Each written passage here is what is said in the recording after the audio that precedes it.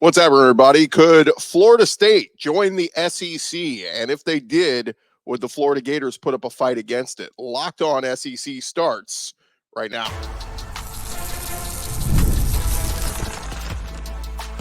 You are Locked On SEC, your daily podcast on the Southeastern Conference. Part of the Locked On Podcast Network, your team every day.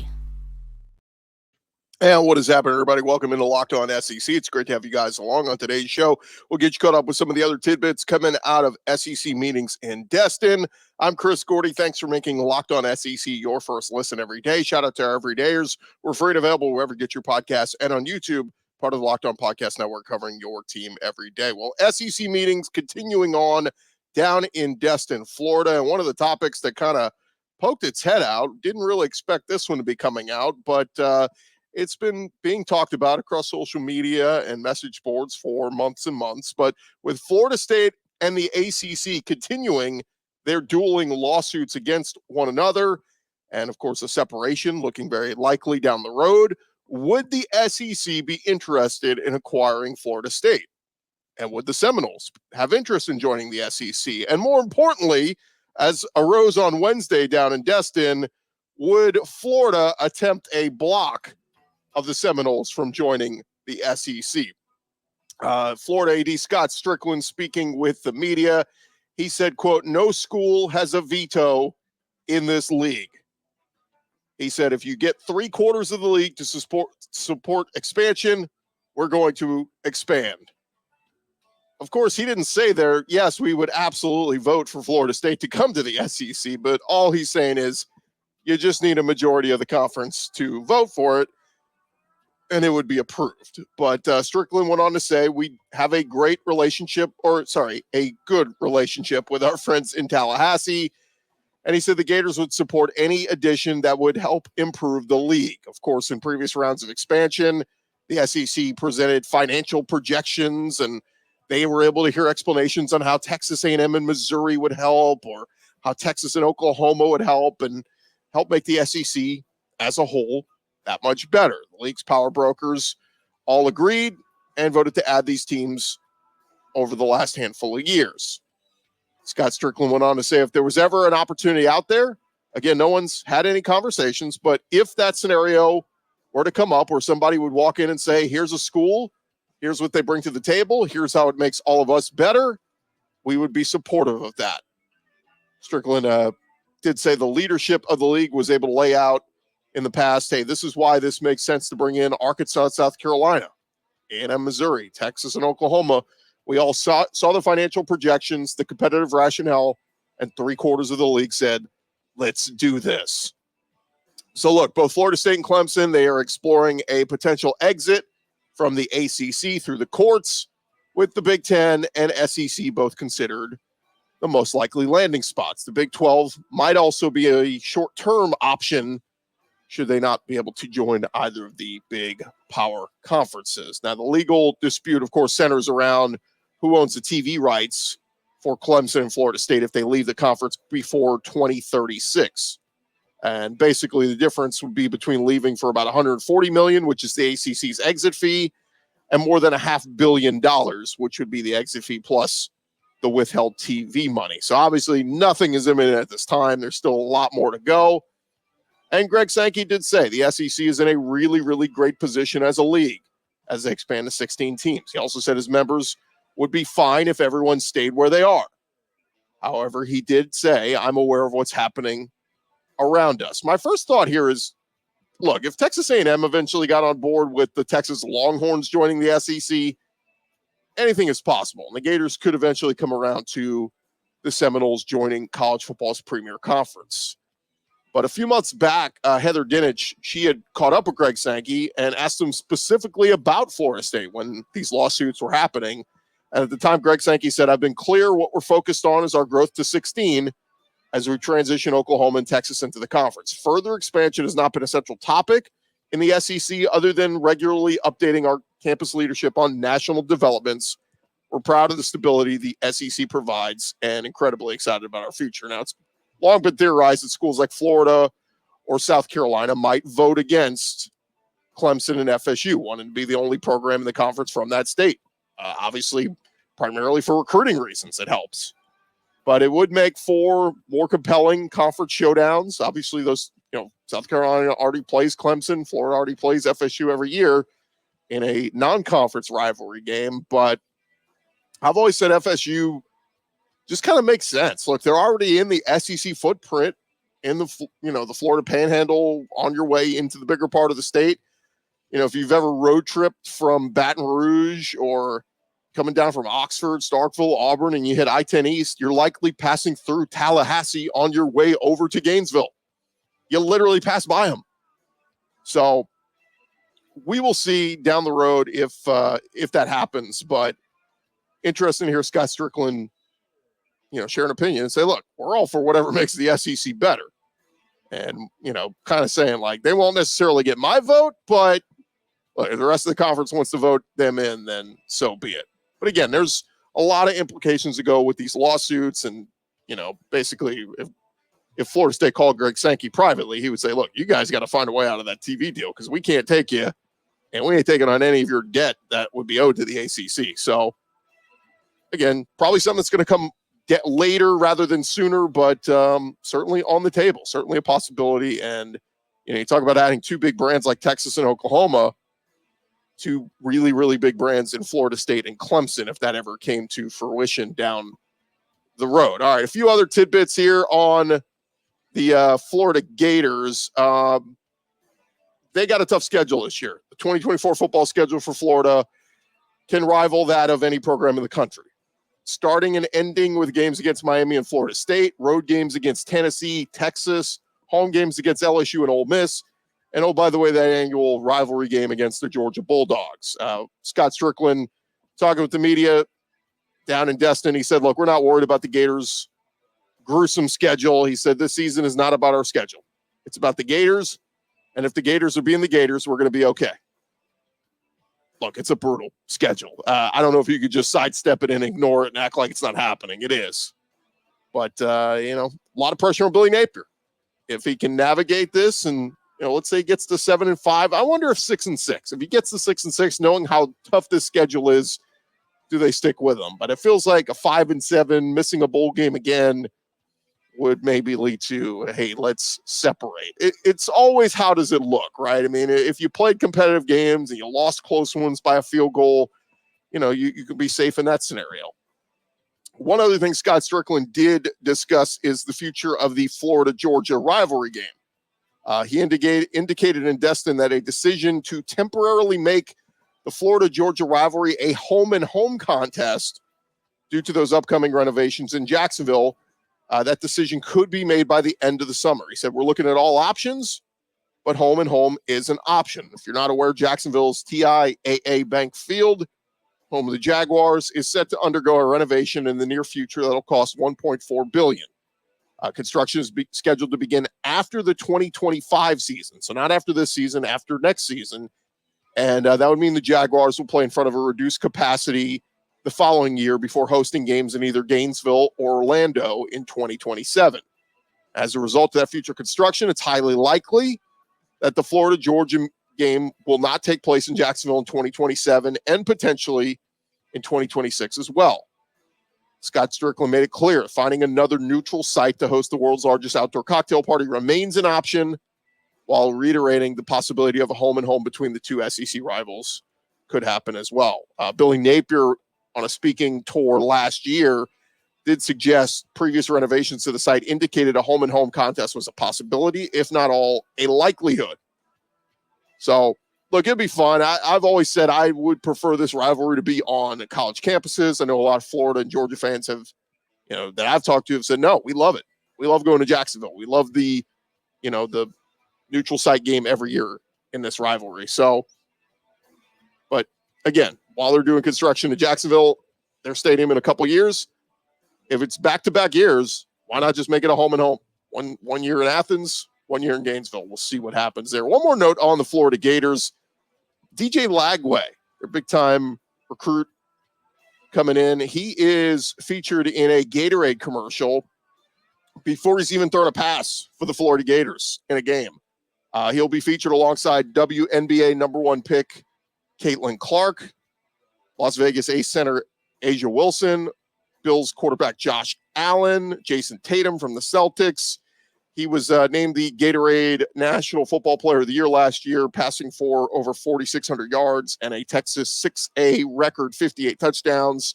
So DJ Lagway going to be featured in a Gatorade commercial. Kind of cool with this age of NIL. You can get a guy who hasn't even thrown a college pass yet is going to be featured in a national commercial campaign. So congrats to DJ. Met him back during bowl season, him and his dad, and really cool people, and hoping he does his thing in the SEC. Going to be interested to see if he plays at all this year behind Graham Mertz down there in Florida. All right, thank you guys for making Locked On SEC your first listen every day. Coming up next, the Texas Longhorns are going to officially become an SEC team, and they're going to do it in grand fashion, as well as Oklahoma. We'll tell you about that coming up here in just a second. But first, I want to remind you about our friends over at the Game Time app. Game Time makes getting NBA Finals tickets even faster and easier. Prices on the Game Time app actually go down the closer you get the tip-off. If you're living near, wherever, Dallas, Boston, wherever, and you're looking to get killer last-minute deals on ticket prices, go check out Game Time. They've got the all-in prices, views from your seat, their lowest price guarantee. They're going to take the guesswork out of buying NBA tickets. Last minute deals, you could save up to 60% off buying last minute for sporting events. They also feature the all-in pricing. When you toggle that feature on the app, it shows your total upfront with no surprise fees at checkout. And my favorite part, the seat view, you get a panoramic view from your seat in the app before you buy, so you know exactly what your view is going to look like before you buy your tickets. Take the guesswork out of buying NBA Finals tickets with Game Time. Download the Game Time app today. Create an account. Use our code LOCKEDONCollege for $20 off your first purchase. Terms apply. Again, create an account. Redeem our code LOCKEDONCollege. Get $20 off your first purchase. Download Game Time today. It's last-minute tickets. Lowest price guaranteed.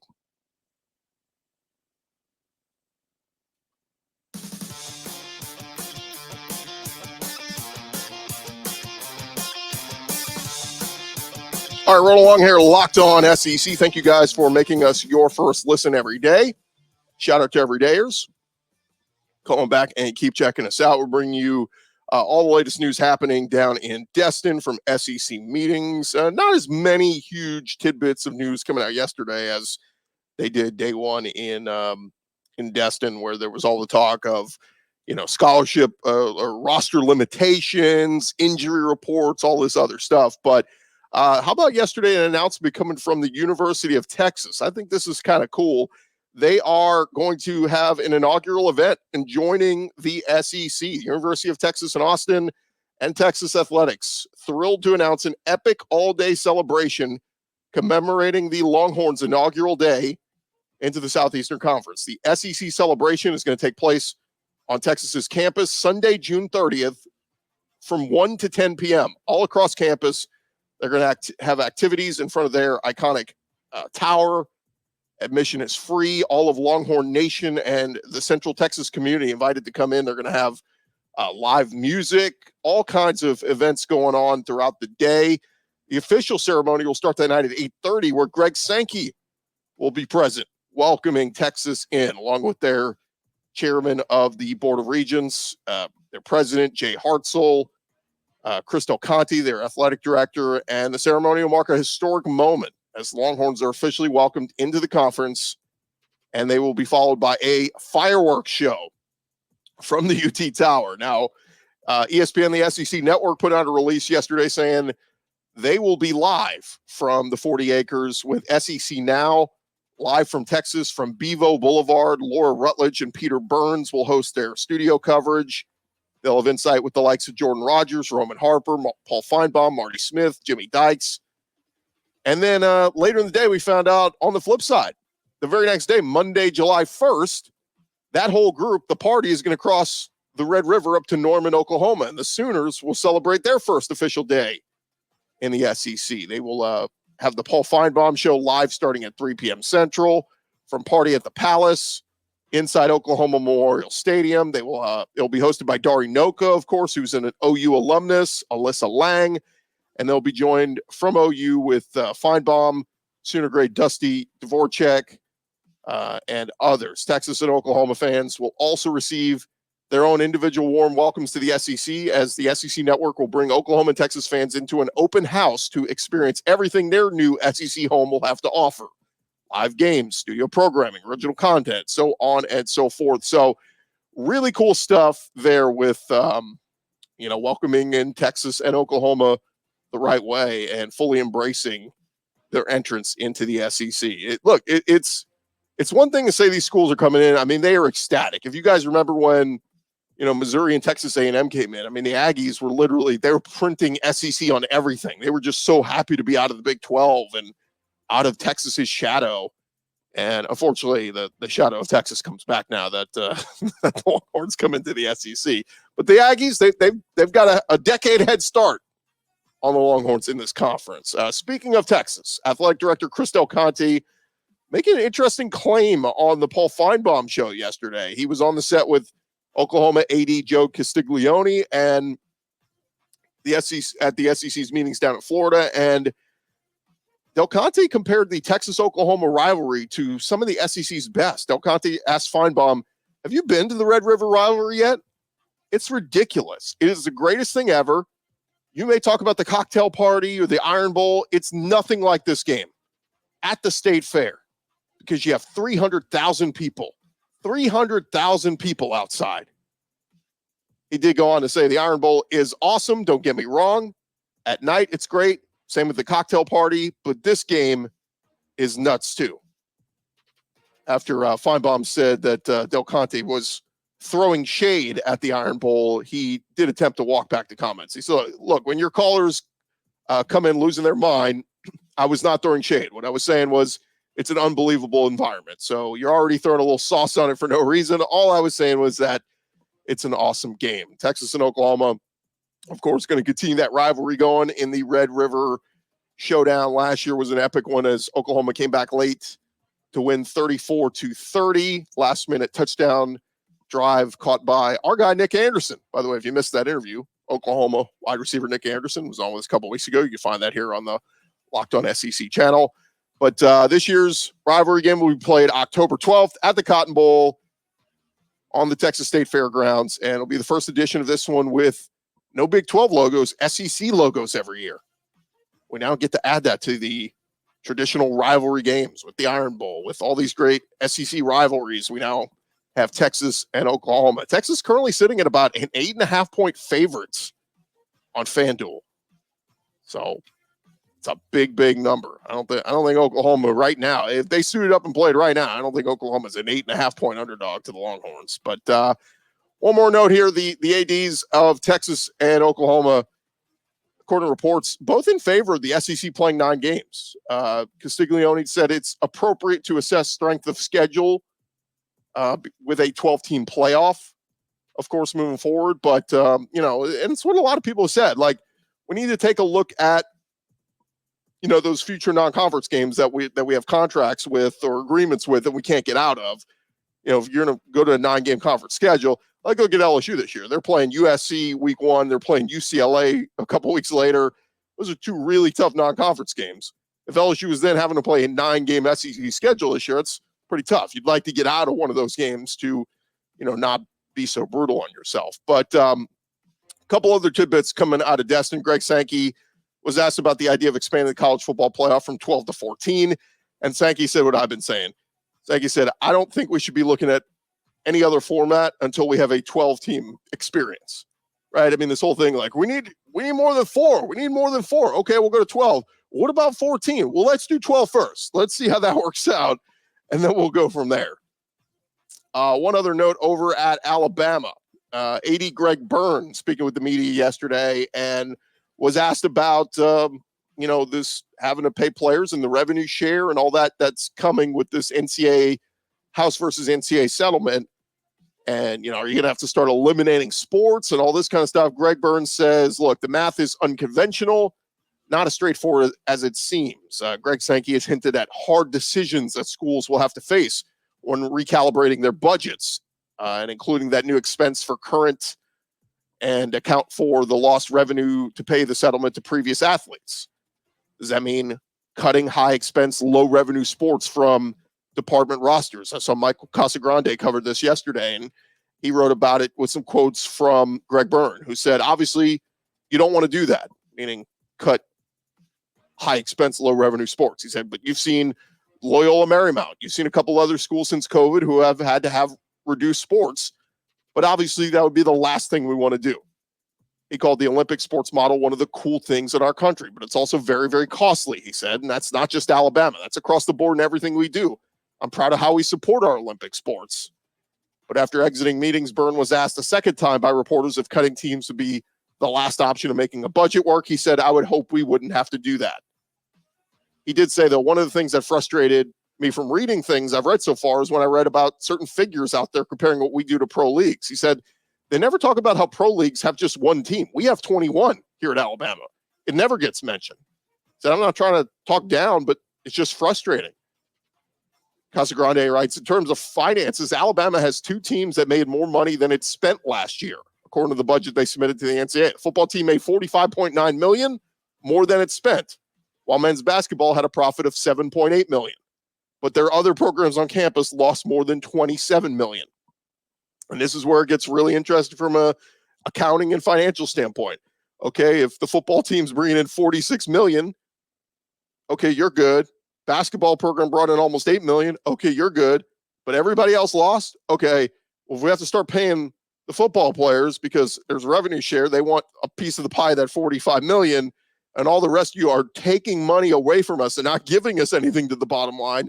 Yeah, it would make sense. That's where you start looking at the smaller sports, and do we have to start making cuts here? And maybe not you're cutting the sports, but maybe instead of flying, I don't know, softball or something like that, instead of flying commercial, or flying private, you're flying commercial. If you're instead of flying a plane, maybe you're taking a bus from Oxford over to Starkville. Those are just maybe some of the things that they may have to look at. All right, still more to come here on Locked On SEC, part of the Locked On Podcast Network, covering your teams every day.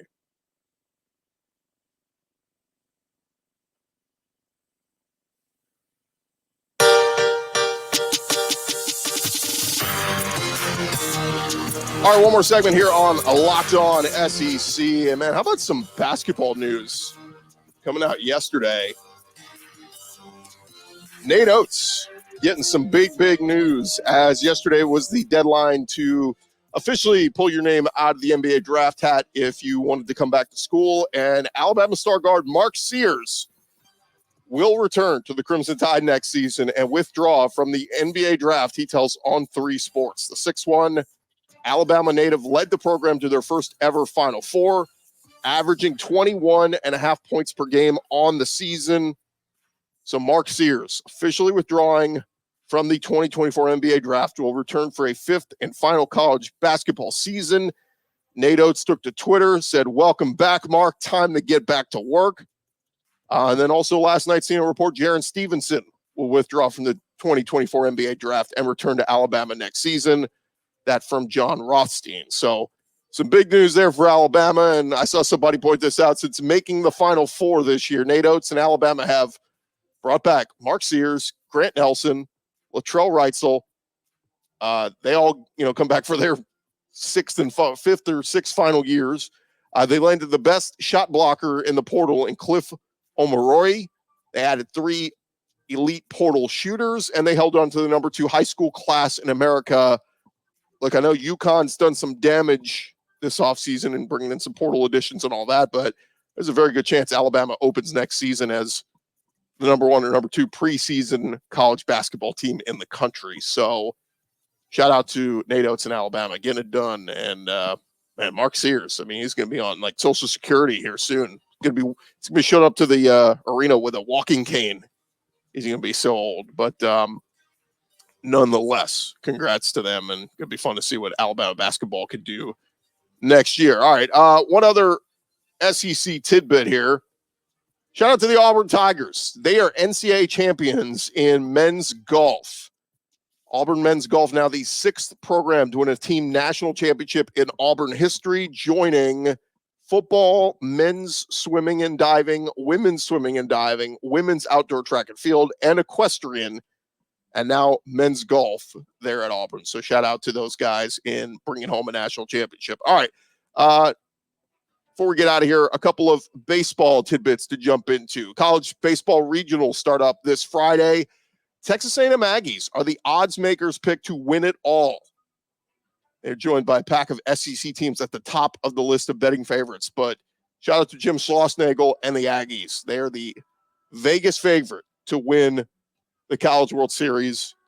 Got to get to Omaha first, but I like the field that they've got for their regional. We'll have our buddy Dave Schultz on, who does Locked On Sunbelt. We'll talk with him about some of the Sunbelt teams that are all in a regional with SEC teams starting this weekend. Now, there was a tidbit I saw. Discussions have swirled regarding the SEC's commitment to playing the annual SEC tournament in Hoover.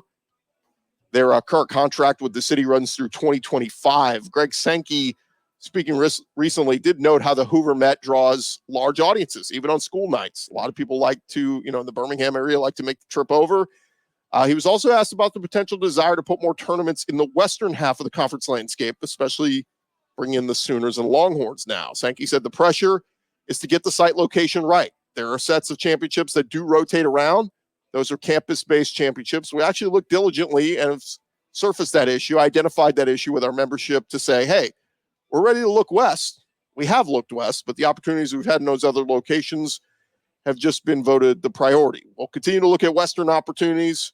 I was vocal about it, but decisions made by our membership has created the inventory in the locations we have. So, I don't know, kind of interesting. Dallas, Houston, could one of those be in play? Maybe even just New Orleans.